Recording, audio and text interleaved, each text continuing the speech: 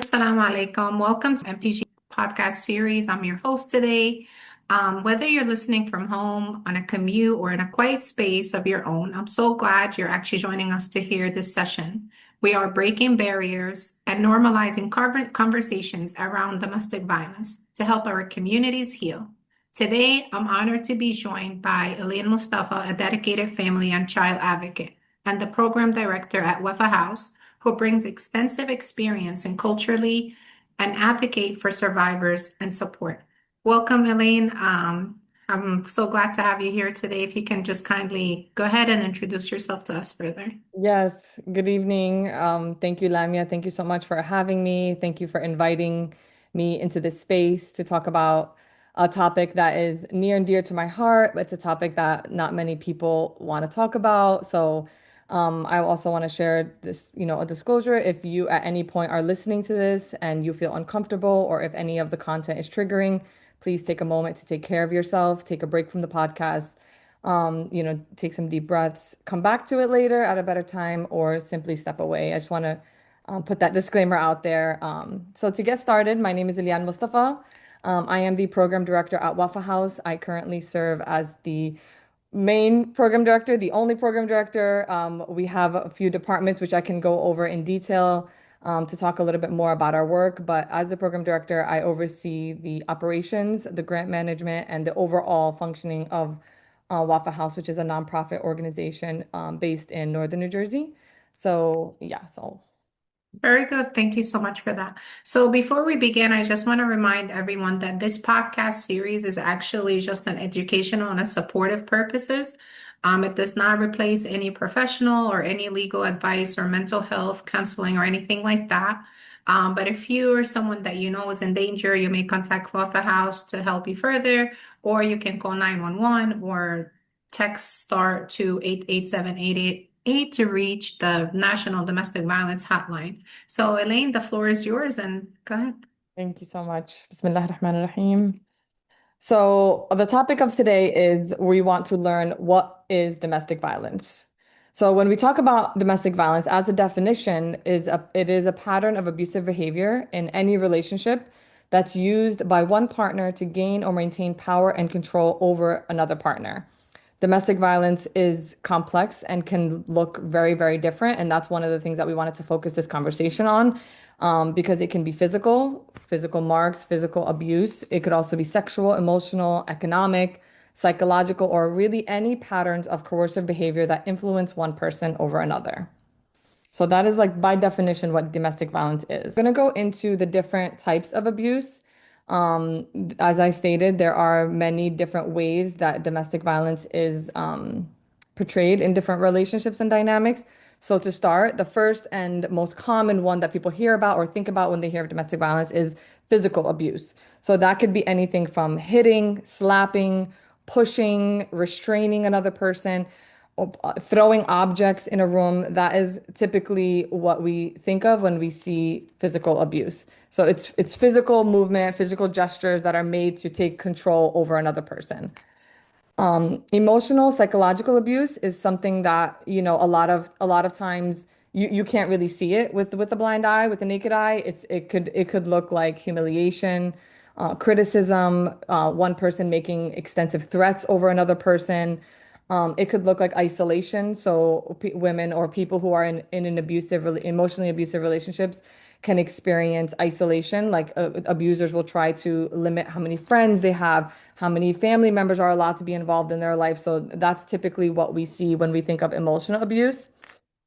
Religious abuse is not as common to see as well. We do see it with the clients that we serve a lot, where clients come in and they're really not even aware that what they're experiencing is abuse, because their abuser has twisted the words of religion in a way to control the relationship, right? So this could look like misusing religious teachings to justify what they're doing. They could use spiritual threats like, God is going to punish you if you don't comply. God is going to do things to you if you don't listen to me, if you don't obey me. It could include restricting or limiting support. So telling the person that they can't share with other people because of culture or because of religion. That's typically what we see when we think of religious or spiritual abuse, which happens very often as well. Sexual abuse is also very common, and it kind of goes hand in hand with religious abuse. A lot of times, abusers twist the religion and kind of state that you must comply with sexual needs or sexual activities. So the sexual abuse is essentially not providing consent and being coerced into performing sexual acts with your partner. It could be threatening or guilting a person into performing sexual acts as well. Financial abuse is something that we also see a lot where the abuser kind of manages all the finances, does not let the victim have access to any money. When as a form, they use money as a form of punishment. If the victim tries to speak up for themselves or stand up for themselves, we see often that the abuser tries to take control over their car keys or their credit cards or access to finances. So that's what we usually think of when we hear the word financial abuse. That's kind of what that looks like, especially when we have victims who don't have access to making their own money. They're not able to work. They're not able to have any control over their spending. Um, Technological abuse is something I think that's fairly, more new and recent with social media, but that could look anything like monitoring devices, putting tracking systems on cars. We see that a lot.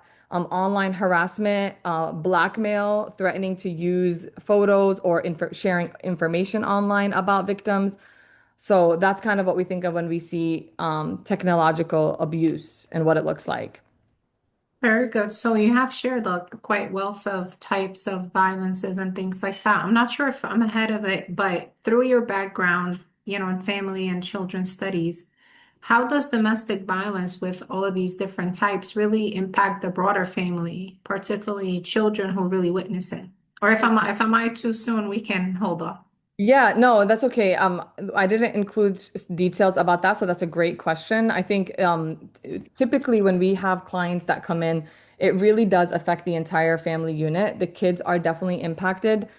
So it's really, really important for our survivors to ensure that the same care they access for themselves, they also seek it, and it's provided for their children as well. So our organization provides a wealth of resources, whether it's in-house or externally. In the past, we would provide child therapy, play therapy, and things like that. So depending on what type of counselors we have hired at the time, if not, then we do referrals to make sure that the children in the family are also affected. And as you know, I mean, Wafa House is a culturally specific organization, so we understand what it means to be Muslim or Arab or coming from a cultural background and going through divorce, right? It's very taboo in the community. So a lot of families do typically get involved. There's a lot of mediation that the family members try to take place, and that really makes it even more difficult for a survivor to come forward because of that fear of what the community is going to think. And that's why organizations like Wafa House are really important to make sure that they speak to individuals who directly understand their culture and their background. So it definitely does impact the whole family. There's a lot of resources out there to ensure that the whole family is wrapped around and really supported through it.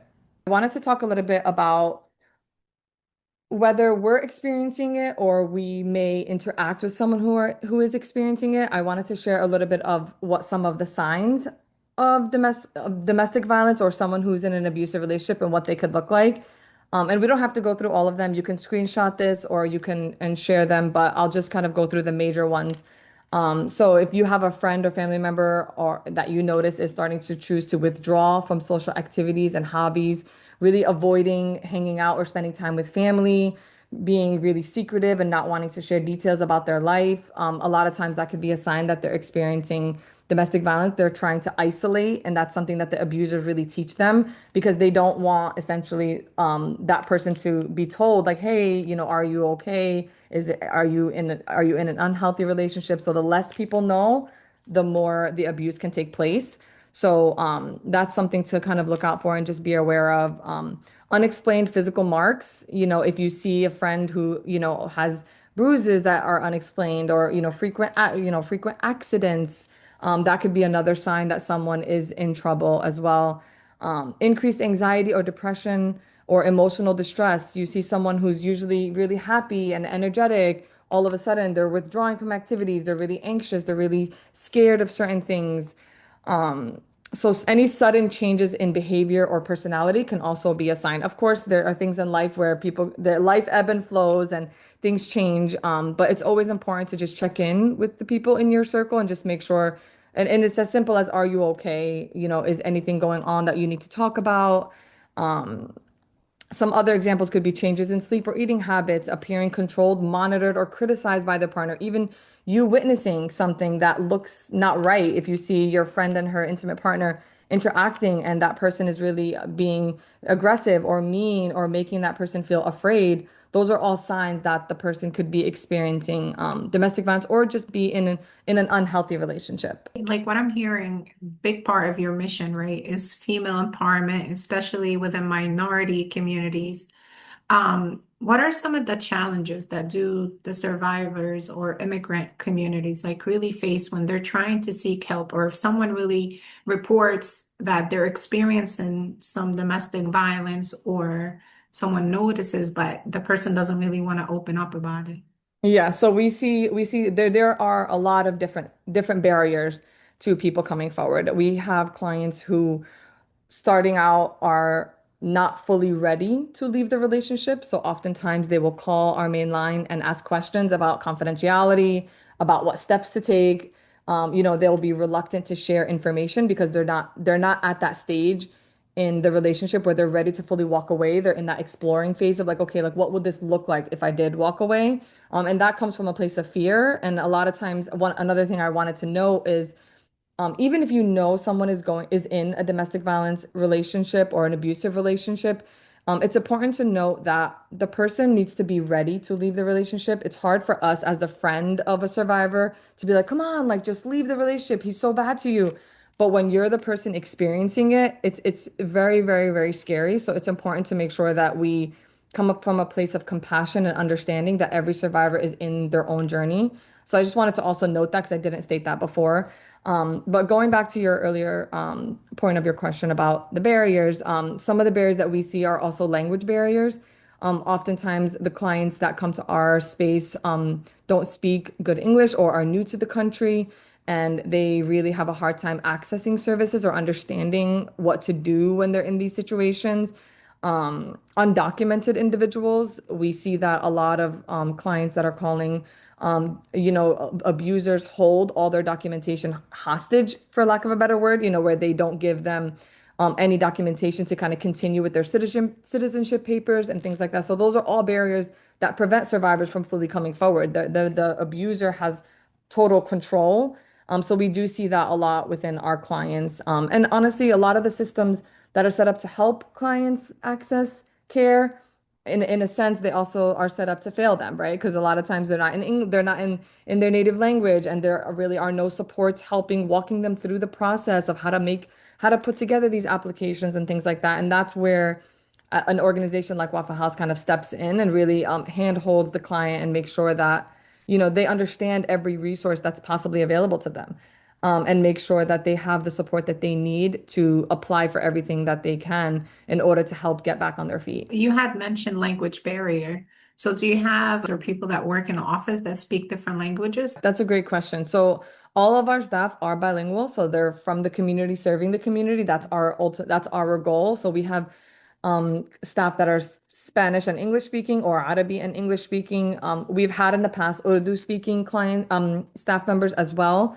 If there is a staff member that does not speak that language, we also utilize a language line, which is not always ideal, but in order to make sure that we best serve the client, we do utilize a language line as well as needed. Something I wanted to talk a little bit about is, though, and I'll go a little bit more into detail about Waffle House, but though Waffle House is an organization that primarily is serving the Muslim, Arab, South Asian community, it's important to note that domestic violence is not a Muslim problem. We hear that often, where because we're an agency that targets this community and really tries to support this community, that doesn't mean that this is a Muslim problem. I think the biggest challenge is that individuals from minority backgrounds really just face a lot more hardship in coming forward. There's just so many barriers in the community that keep them away from coming forward. So I just wanted to note that it's not a Muslim thing, and studies show that Muslims experience domestic violence at similar, if not the same exact rates as the general population. So that was something I just wanted to share. Who is really Waffle House? A very good question that a lot of people really ask. Yes, and what is Waffle House? So Waffle House was established in 2004 by a woman named Sister Duria Fahmi and her friend Nawal Kahf. They were working as advocates and they quickly realized that individuals or people who were experiencing domestic violence were really struggling with accessing culturally competent care. So if they were in homeless shelters, the homeless shelters weren't really understanding, their cultural backgrounds or, why they had to pray 5 times a day or why they didn't eat certain foods and things like that. So they came up with the idea to create a space where survivors can come and feel understood, seen, and protected. And that's how Waffle House was founded. And when it was founded, actually, a cool thing that we learned recently was that the word Wafa actually stood for Women Against Family Abuse, which I think is a really, really strong title for our organization because that's essentially who we are. We are a group of individuals who are taking a stand against abuse and ensuring that survivors have a safe place where they know when they come into our doors that they feel seen, heard, and protected. So and I just to go in a little more detail. So we are an organization that primarily serves Middle Eastern, South Asian, and Muslim individuals. However, we're open to anyone in need. We just have a special cultural focus on that population. Very good. So anyone who's like is experienced domestic violence, they can reach out to you through your hotline and Yes, then they can get the services they need. yes, Excuse me, sorry. So as yes. the program director at Waffle House, what are some of your primary services and resources that your organization really provide to help survivors transition from a crisis to long-term safety? Yes, great question. So Waffle House has three main departments to provide our care. So our case management department, which is our biggest department, we provide advocacy services that could look anything like helping a client apply for benefits. We have a housing navigator, and the housing navigator helps with any clients who are facing homelessness. She helps them find new apartments, and then we also help with paying first month, second month and any financial support that client needs in order to get back on their feet.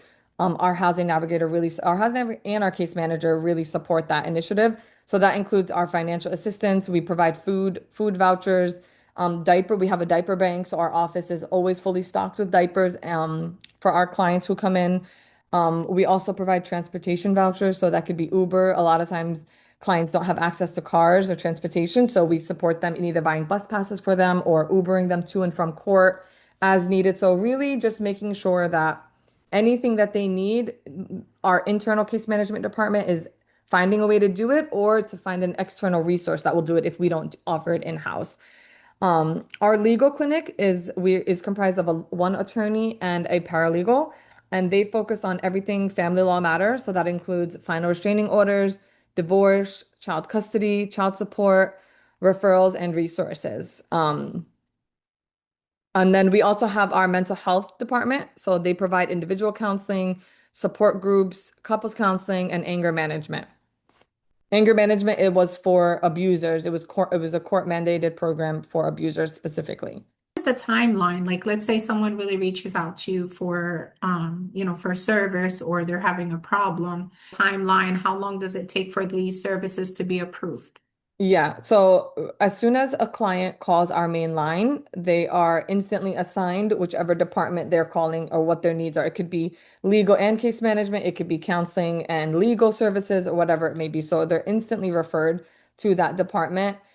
Typically, it takes between 1 to 2 days or 2 to 3, I would say 2 to 3 days for a case manager to reach out because, as you know, the caseload is very, very high. We have one case manager and one housing navigator and one paralegal. So we're a very, very small, tight-knit team. So I think it's important to note that, like, although everything is an emergency, it's important to realize that sometimes it does take a day or two for a staff member to reach out to make a full assessment of what exactly the client needs, how we can step in, and how we can also utilize external resources to support them. I just kind of talked about the same thing that I just went over, when a client calls, Um, a full intake is conducted. So the first qualifier is RUDV or SV. Have you experienced sexual violence or domestic violence within your life? And then if they qualify for our services, we will do a full intake. So that requires us collecting a lot of basic demographic information. And it's important for us to have that because we essentially create a client profile and we're able to follow their timeline throughout their work with Waffle House. And then at that point, a case plan is created on what exactly they need. Is it a client that is facing eviction today? And that would also like I wanted to also note that a lot of times there are some cases that are very, very critical and they are treated as emergency situations where we need to make Right. sure that we act immediately to make sure that a mother and her two children are not going to be in the streets that night. So that could look like nonstop calling to homeless shelters or going physically to a hotel to help book a stay for a mom and her children to keep them safe and have a roof over their head. So there are times where, certain cases take precedent only because of the criticalness of what they're experiencing. Right. And then also it's important to note that one client that is very, very critical can work with our organization for much longer than a client who comes in for one need only and then they're able to get back on their feet and pick up their life. So it really no case is exactly the same and no case is treated exactly the same. It's really important that each person is treated as a person and we see them as a human being who needs us to wrap around them and provide them with every possible support that we can. So if someone is really listening right now and then they suspect that a friend or, a family member or a neighbor that are experiencing abuse, what is the best and safest way for them to offer support? I think it's important to first and foremost, have a gentle check-in. If it's a friend that you are suspecting is in a troubled relationship or is being harmed in the relationship, I think it's as simple as a one-on-one conversation. Hey, are you okay? Is there anything that you need from me in order for you to feel safe? If a Right. if your friend discloses that they are being abused and you learn about Waffle House through this podcast or through this program, you're able to actually right away say, I know of a place that you can call that will help you, whether you're ready right now or you're going to be ready next year. This service is available to you. I've learned about it. Here's the phone number. Whenever you're ready, I'm here for you. I will go with you. I will walk in with you. I will make the call with you, just to make them really, really feel seen and not feel alone. I think Right. it's important for us to make sure that one, we're not scolding or judging our friends who are in these relationships. It's really, really complex and not always easy to walk away. So every person is ready when they are ready. It's their journey, and it's our Right. job to make sure that we simply hold their hand. We've had clients who call and they're not ready yet. It's very clear they're in abusive relationships, and all we can do at that point is let them know what is available to them and how to keep themselves safe in Right. the best way that we can. And that would be my advice is really to start off with a check-in and then provide them with the resource and just let them know that help is out there, that you don't have to suffer alone. The next thing I wanted to share, I might have to stop sharing my screen, is we have a client testimonial. One of our clients actually worked with us for Domestic Violence Awareness Month to create a testimonial where she talked about Waffle House, the services she received, and what it means to her to have worked with an organization like ours. Moroccan, I'm an Arab, Great. I'm a Muslim, and I'm a mom. My husband used to ask me if we can move, but I never considered. I moved once he said, it's about my parents, I need you to come. At the beginning, so much changed for me. Like I never been in a country like this. Unfortunately, after I came here, I was living in an abusive situation. I know it wasn't right, but I tried to just like, keep the kids with their father and keep my family together. The hardest part for me wasn't like the physical. I never left like physical abuse. It's the emotional side of it. When you can't leave the house and somebody's like accusing you of like cheating and things like that. I wasn't allowed to like even have like $1 in my pocket. When I realized, okay, this is not just me, it's my kids, that's when I left.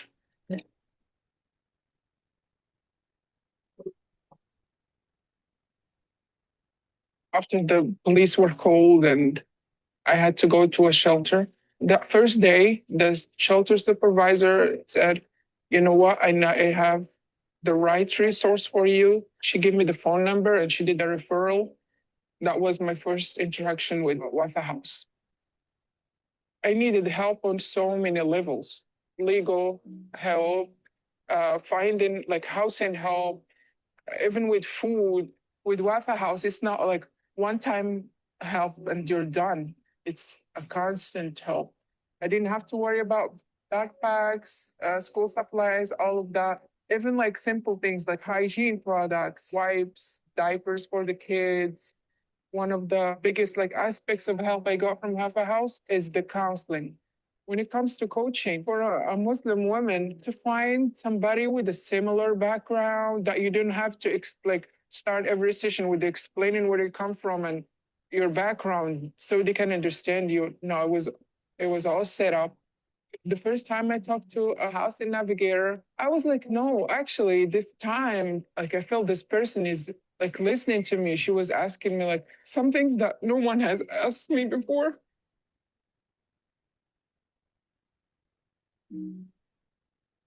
Like, how you feeling? I felt like treated like a human. Like, okay, this is a person. She has a life. She's trying to do something. It's not like a case that we're just gonna solve. It's not math. Then we moved on to the professional side of it. She showed me like tools. I never had to look for rent. They didn't have enough resources, so they took care of my security deposit. They took care of my realtor fees. They helped me find the right apartment. They took all that stress away from my shoulders. It's just the fact that I can go at night on my bed and just fall asleep. For me, that's I can mention all these other material things, but this one thing, just go to bed, knowing that I'm safe and my kids are in their beds and they're safe. There's so many women out there that they really need this help. The only way that these women can get the help they need is if people donate to organizations like Wafa House. They can make a great impact in other people's lives like they did with my life. So brave, mashallah. Like, honestly, for her, with every struggle that she went through, and then putting herself out there to advocate for other females that may be going through domestic violence. Like, mashallah, I salute her and may Allah reward you all for all the services and the help that you have provided to her and to many others. I'm sure, it really touched her and it touched me just watching the video as well. So Yes, may I Allah. mean, honestly, there's many like her. If there was one message of hope or empowerment or something that you really want to leave with our listeners today, what would it be? Main message that I would want to share is to remind people that no matter what you are going through, no matter how difficult and isolating it might feel, you're not alone. There are so many other people out there who either are experiencing what you're experiencing or have experienced what you are experiencing. So I really, really urge individuals who are in unsafe relationships to Google the number, ask the question, confide in that one friend. Ask the question like, is this normal? Does your partner do this too? Even if you're not sure if what you're experiencing is abuse, my one hope for everyone is that we get to a place where people feel seen and heard and understood, and that more organizations like Waffle House can continue to grow and flourish to make sure that no one is ever left behind. Another really important takeaway that I really hope our listeners kind of walk away from this conversation is that another first step towards change is making sure that we create these spaces where we normalize the conversations, where we don't make it such a taboo topic to talk about. It's one of the barriers. It's one of the reasons why people don't come forward because no one talks in open spaces about what domestic violence is, what the signs are. So thank you so much again, Lamia, for creating this space and allowing us to share with our community. Thank you so much.